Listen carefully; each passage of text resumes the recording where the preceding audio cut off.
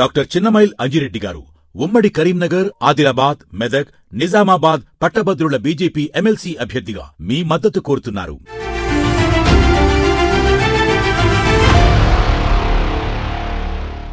నమస్తే, మనం బాషీర్బాగ్ ప్రెస్ క్లబ్లో ఉన్నాము. ఇక్కడ ఏదైతే వర్గీకరణ విషయంలో తుది దశలో ఉంది, ఆల్రెడీ ప్రభుత్వం దానిపైన ముందుకు వేయడానికి కీలకంగా అటు మందకృష్ణతో మంతనాలు కూడా జరుపుతూ ఉంది. ఈ తరుణంలో సరే ఇక్కడ ఉద్యమం చేశారు, ఉద్యమంలో చాలామంది బలైనారు. అంటే తెలిసో తెలియకనో మందకృష్ణ ఉన్నటువంటి పోరాట స్ఫూర్తితోని యువకులుగా వాళ్ళ ఆవేశంతో చాలాసార్లు ఒక ఉద్యమంలో పోయినప్పుడు వాళ్ళు అక్కడ బలైనటువంటి సిచ్యువేషన్ చూసాం. కానీ అక్కడ ఉన్నటువంటి సంబంధించినటువంటి కుటుంబాలు ఏ స్థాయిలో ఉన్నాయి, అక్కడ ఉన్నటువంటి ఎదిగిన కొడుకు చనిపోయిన ఆ సిచ్యువేషన్లో ఆ కుటుంబాలు ఒక భరోసాను కోల్పోయాయి. ఒక ఏదైతే కొడుకు బతికి ఉంటే మాకు ఇది జరిగేది, మేము ఎన్నో ఆశలు పెట్టుకున్నామని చెప్పేసి ఆ కుటుంబాలు బాధపడుతున్నటువంటి పరిస్థితి. ఇక్కడ మందకృష్ణ వీళ్ళను పట్టించుకుంటలేడు, లేకపోతే వాళ్ళను ఈ యొక్క వాళ్ళకి ఇచ్చేటువంటి గౌరవం, ఈ యొక్క ఫలం తీసుకున్నటువంటి ఈ సందర్భంలో వాళ్ళకి ఏదైతే గౌరవం రావాలో ఆ విషయంలో ఎందుకో మందకృష్ణ ఇంకా పడుతుండని చెప్పేసి కొన్ని ఆరోపణలు వస్తున్నాయి. దీనిపై మనతో మాట్లాడడానికి వంగపల్లి సీనన్న మనతో పాటు ఉన్నారు. ఒకసారి అడుగుదాం. నమస్తే అన్న. ఈ విషయంలో అమరవీరులు అది తెలిసో తెలియకునో, అంటే ఉద్యమం చేసేటప్పుడు ఒక ఉద్యమంలో వెళ్ళేటప్పుడు చాలామంది కీలకంగా వహిస్తారు. ఆ సందర్భంలో యువకులుగా కొంచెం ముందు ఉత్తేజపడి ఇలాంటి సంఘటనలు జరుగుతూ ఉంటాయి, ఇది కామన్గా జరిగేది. సో ఇప్పుడు మీరు దీనిపైన ఏమంటారు? జరిగినందుకు, ప్రాణాలు పోయినందుకు సరే, ఉద్యమం ఫలితంగా ఒక జాతి కోసం, లక్ష్యం కోసము గాంధీ భవన్లో ముట్టడిచ్చిండు, అక్కడ ప్రాణాలు పోయినాయి. దానికి మందకృష్ణ కానీ మనం కానీ ఎవరేం చేయలేరు. కానీ పోయిన తర్వాత బాధ అనేది కడుపు కోత ఎవరికైనా ఉంటుంది. మన ఇంట్లో చిన్న కొడుకైనా కేసు పాలైతేనే తల్లిదండ్రులు ఎందుకు పోయినవరో అని తిడతారు. రెండు మాటలు అంటే అనొచ్చు, పెద్ద మనసు చేసుకొని గౌరవంగా మందకృష్ణ అంటే వాళ్ళ కుటుంబాలను ఆర్థిక సాయంగా ఆదుకోలే. ఆ రోజు నుండి ఈనాడు వరకు పోయినాం చూడండి. ఏ రోజైనా అమరుల గురించి ఓ స్తూపం కావాలని మోతుకుపల్లి వచ్చినట్టు వీళ్ళ కుటుంబాల దగ్గరికి మేము తెలంగాణ ఎంఆర్పిఎస్ ఆధ్వర్యంలోనే వీళ్ళ కుటుంబాల దగ్గరికి, ఎందుకంటే మోతుకుపల్లి నరసింహన్న ఉద్యమానికి ఒక పెద్ద దిక్సూచి. మాదిగ దండోర ఉద్యమంలో ఆయన పాత్ర చాలా ఉంది, కానీ ఎక్కడ ఆయన చెప్పుకోలే. మందకృష్ణ అన్న కూడా ఎక్కడ ఆయన గురించి చెప్పని దాకా లేదు. ఎన్నో సందర్భాలలో అన్నీ ఇక్కడక్కడ పోతున్నప్పుడు, ఉద్యమం కుంటుపడ్డప్పుడు కృష్ణన్న నరసింహన్న దగ్గర పోవడం, అన్నాన్ని దండం పెట్టడం, మాట్లాడడం, మళ్ళీ అందరినీ ఉద్యమాన్ని ఒక ఉవేతన తీసుకున్న టైంలో మళ్ళీ ఆ ఉద్యమం బలంగానే మళ్ళీ కట్టుకోవడం, ఇది కామన్గా అన్నకు. మేము ఏమంటున్నామంటే చనిపోయిన కుటుంబాలను పరామర్శించే బాధ్యత మందకృష్ణ అన్న గారికి ఉందా లేదా? పరామర్శించలేనే బాధ. ఏ రోజన్నా ఆ కుటుంబాలను ఇంత ఆర్థిక సాయం చేయలేదా? ఇంత పెద్ద బహిరంగ సభలు జరిపిన లక్షలాది మంది హైదరాబాద్కు వర్గీకరణ, జాతి పేరు మీద వర్గీకరణ అంటే జాతి ముందువాడు వచ్చింది. మరి కుటుంబాలలో ఎందుకు గౌరవించలేదు? ఈ ప్రతిపాదన ముఖ్యమంత్రి దగ్గర కూడా పెట్టాలి కదా, అమరవీరులకు సంబంధించి. పెట్టలేదు. వర్గీకరణ గురించి మాట్లాడినాం మేమందరం. మోతుకుపల్లి నరసింహన్నని మేము తీసుకొని మాట్లాడినాక ఇమ్మీడియట్లీ ఒక వాట్సాప్లో ఒక లేఖ రాసిన, అంటే రేపు మీలాంటి వాళ్ళు ఎవరైనా ప్రెస్ వాళ్ళు మాట్లాడితే, అవును నేను లేఖ రాసిన చూడు ముఖ్యమంత్రి కానానికి, మరి ఆ విషయం ప్రెస్ ద్వారా ముఖ్యమంత్రికి మీడియా ద్వారా చెప్పాలి కదా, అది చెప్పలే. పక్కన ఉన్న మొన్నటిదాకా వ్యతిరేకించిన కులాల గురించి నువ్వు మాట్లాడుతున్నావు. మరి అమరుల గురించి ఏ రోజు మాట్లాడిండు? ఏ రోజు ఒక విగ్రహం పెట్టాలని ఏర్పాటు చేసిండు? మేము మొదటి నుంచి అన్నాం, మేము ఇప్పుడు కాదు, మా పేపర్ కటింగ్లు చూడండి అన్నీ ఉన్నాయి. సుప్రీంకోర్టు ఆగస్టు 1 తారీఖు నాడు తీర్పు ఇచ్చినప్పుడు కూడా ఈ విజయం తీర్పు సుప్రీంకోర్టుతో పాటు అమరులకు అంకితం అని చెప్పినాం. అది ఆ తీర్పు కూడా, ఎందుకంటే ఎన్నో త్యాగాలు చేసిర్రు, చనిపోయిర్రు. ఈ చరిత్ర అంతా తీసుకునే కదా సుప్రీంకోర్టు అనుకూలంగా ఇచ్చింది. ఒక విధంగా చెప్పాలంటే పంజాబ్ ఒక అనుకూలంగా తీర్పు వచ్చింది దేవేందర్ సింగ్ కోర్టు కేస్తే. మరి 2004లో ఎస్సీ వారికి కన్నా కొట్టుడు పోయింది. నిజంగా జాతుల మీద ఉంటే మా కృష్ణన్నకు 4, 5, 6, 7, 8, 9, 10, 20, 22 వరకు కోర్టుకెళ్ళలే. మరి ఆనాడు నువ్వు సుప్రీంకోర్టుకి ఎందుకు నువ్వు కోర్టుకెళ్ళలే? అంటే నీకు ఉద్యమం పట్ల కావద్దనే ఉంది. ఈనాడు గవర్నమెంట్ సుప్రీంకోర్టు తీర్పు ఇవ్వగానే కాంగ్రెస్ ప్రభుత్వం రేవంత్ రెడ్డి గారు ఒక చైర్మన్ ఎన్నుకోవడం జరిగింది. కమిటీ వేసి చైర్మన్ ఉత్తమ్ కుమార్ రెడ్డిని వేసిండు. అట్లాగే ఏకసభ్య కమిషన్ షమీం అఖ్తర్ గారిని నియమించిండు. అందరు విజ్ఞప్తులు చేసిర్రు, మరి ఈయన విజ్ఞాత లేదే మందకృష్ణ గారు లెటర్ ఇచ్చిన దాంట్లో ఇంత పర్సెంట్ ఉంది, ఇంత ఉందని ఏమన్నా రాయాలి కదా, దాంట్లో రాయాలి కదా. జనాభా దామాషా ప్రకారం ఎవరైనా అంటారు, మరి ఎంత జనాభా దామాషా ప్రకారం ఒక 1% తక్కువ వచ్చింది, అది వాస్తవము. దాన్ని ఎందుకు ఓర్చుకుంటలేవు నువ్వు? ఇతరుల కులాల గురించి నువ్వు ఫస్ట్ దాన్ని స్వాగతించాలి కదా, రైట్. నువ్వు వర్గీకరణ స్వాగతించినవా? స్వాగతించలే. నువ్వు ముఖ్యమంత్రి పిలిస్తే కూడా నువ్వు ఓనే పోలే స్వాగతించట్టు. అంటే మొన్న పోయి కలిసినట్టు మొన్న ఎప్పుడు విమర్శలు అక్కడక్కడ ఎదురవుతున్నాయి. అదే సంబంధించిన మేధావర్గం ఖండించింది, ఇటు మేము ఖండించినాం. ఇప్పుడు చాలా మేధావులు ఖండిస్తున్నారు. ఈ ఖండించినట్టు మళ్ళీ ఈ క్రెడిట్ అంతా మళ్ళీ కాంగ్రెస్ ప్రభుత్వంకి ఇప్పటికే పోయింది. మళ్ళీ నేను నా పాత్ర ఏంది, ఇది ఉద్యమం అంటే అన్ని కులాలు సహకరించే, సబ్బండ వర్గాలు ఇచ్చే, సబ్బండ వర్గాలు సహకరించే, ఇవాళ అందరు సహకరించినప్పుడు నేను సహకరించకపోయి నేను కలవకపోతే మైనస్లో పడతాడన్న ఉద్దేశంతో పోయి ముఖ్యమంత్రిని కలిసి. మీరు అంటున్నారు మందకృష్ణ మీద ఆరోపణలు చేస్తూ ఉన్నారు. ఆయనకి ఒక ఉద్యమం తెచ్చిండు, ఉద్యమానికి చిహ్నంగా మాత్రం ఎన్నటికైనా మందకృష్ణ నిలుస్తారు. ఎంతమంది వచ్చినా ఎంతమంది ఉన్న దళిత ఉద్యమాల్లో కీలకంగా ఉన్న వ్యక్తి కాబట్టి. సో ఇంకా ఆయనకి ఇంకా ఏం అవసరం లేదు కదా. ఒక నాయకుడు కావాలంటే కొంతమంది త్యాగాలు అవసరం. నీ పేరులో సురేందర్ మాదిగ త్యాగం ఉంది, దామోదర్ మాదిగ ఉంది, మహేష్ మాదిగ ఉన్నది, బాకయాదే ఉన్నది, భారత చాలామంది అమర్లది త్యాగం లేదా దేవన్న ఉంటే చాలామంది. మరి మేము కూడా నీ ఎమ్మటి ఉండి పిలిపిస్తే అసెంబ్లీకి, ఇంతకుముందు యాదగిరి అన్న చెప్పినట్టు అసెంబ్లీ ఎక్కినాం.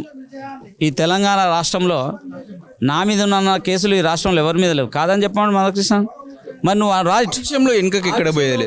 మేమేమంటున్నావు, వర్గీకరణ విషయంలో నువ్వు పెద్దన్న పాత్ర వహించిన పిల్లలను తండ్రి అంటే బాగోగులు కూడా చూసుకోవాల్సిన అవసరము తండ్రిది ఉంటుంది. నువ్వు వర్గీకరణ విషయాన్ని ముందుకు తీసుకొచ్చి ఆయా రాజకీయ పార్టీలకు అంటగట్టినావు. అంటగట్టినావు అంటే ఏమంటాడు, జాతి కోసం ఎవరి దగ్గరికైనా పోతా, నేను జాతి కోసం ఎవరితోటైనా నేను సంప్రదిస్తాను అంటున్నావు, రైట్.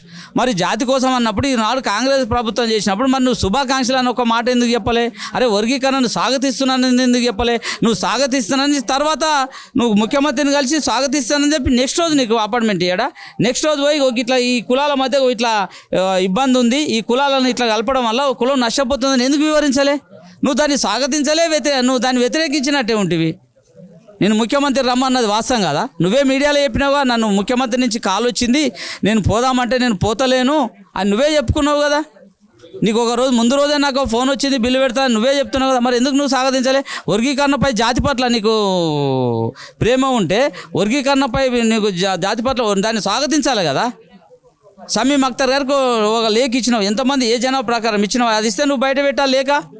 ఆ లేఖ అంటే నీకు ఇష్టం లేదన్నా మాకు 2-3 సందర్భాలు ఉన్నాయి. నువ్వు 2004లో ఒక పార్టీ పెట్టినావు, 2009లో పార్టీ తెర మీద తీసుకొచ్చి మాదిగల రాజకీయం అయిపోయినావు, 2014లో మాజన సోషలిస్ట్ పార్టీ అని పెట్టి మళ్ళీ మాజన సోషలిస్ట్ అని పెట్టి రాజ్యాధికారం అన్నావు. ఆ రాజ్యాధికారం మర్చి మళ్ళీ వర్గీకరణ, రైట్. వర్గీకరణ విషయంలో వాస్తవమే.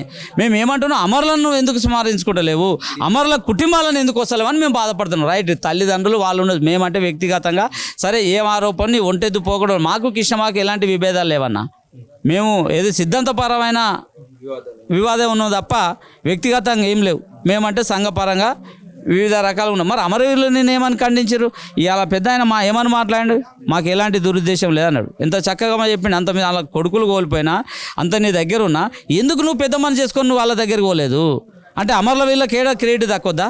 మొన్నటి వరకు మందకృష్ణ అన్న ఏమని మాట్లాడినా, తెలంగాణ విషయానికి వస్తే తెచ్చింది కేసీఆర్ అంటారు, టీఆర్ఎస్ వాళ్ళు బీఆర్ఎస్ వాళ్ళు, ఇచ్చింది కాంగ్రెస్ వాళ్ళు, మా సోనియా గాంధీ అంటారు, చనిపోయిన అమరుల పరిస్థితి ఏందని అడిగిండు. మొన్నటి వరకు మందకృష్ణ అడగలేదు ఈ విషయం. మరి ఇప్పుడు మందకృష్ణ మరి తెలంగాణ అది వర్గీకరణ తెలంగాణ రాష్ట్రంలో అమలైంది, అది బిల్లు పాస్ అయింది, రేపు చట్టంలో బలైనరు. మరి అమరుల పాత్ర ఏందో చెప్పలేదు. మొన్న మేము మాట్లాడినాక మోత్కుపల్లి నరసింహన్న తీసుకుపోయి అమరుల కుటుంబాలను మేము మాట్లాడుతున్న క్రమంలో సమాజం అంతా మేధావులు అప్పటికీ నాకు చురుకులు తగిలినట్టున్నారే. మొన్నటిదాకా నేను ఇట్లా మాట్లాడితే ఈ విషయంలో మరి ఏందన్నప్పుడు ఒక లేఖ రాసుకుంటూ తప్ప అది ఎక్కడ కూడా ప్రెస్ పెట్టలే, ఏం పెట్టలే. సోషల్ మీడియాలో అందరూ అరే ఏమన్నట్టు ఇచ్చినా నేను లేఖ ఇచ్చిన. ఏ రోజు మాట్లాడినా అమరుల మీద మేము మొదటి నుంచి తెలంగాణ గవర్నమెంట్ ఉన్నప్పుడు కూడా మేము మా పత్రిక ప్రకటనలు చూపిస్తాం. అవసరం ఉంది ఇక్కడ వీళ్ళకు స్మరించుకోవాలి. కుమార్ల కుటుంబాల ఇంటికి పోయి పరామర్శించి స్మరించుకోవాలి. ఏ రోజన్నా వాళ్ళ ఇంటికి పోయి నువ్వు పరామర్శించినవా, స్మరించుకున్నావా? వాళ్ళ పేర్లు ఎక్కడైనా మాట్లాడిన చరిత్ర తీయండి, చాలా తీయండి. ఆయన కృష్ణమాన మాట్లాడితే ఎప్పుడైనా అమరుల త్యాగాలు ఉన్నాయని ఏ రోజన్నా మాట్లాడిండా? ఒంటెద్దు పోగడతో మనం నరసింహన్న మా దండోర దిక్చూచి ఒక విధంగా చెప్పాలంటే ఆయన మాట్లాడిండుగా. అందుకోసమే మందకృష్ణ అనేది 100కు 200% తప్పు.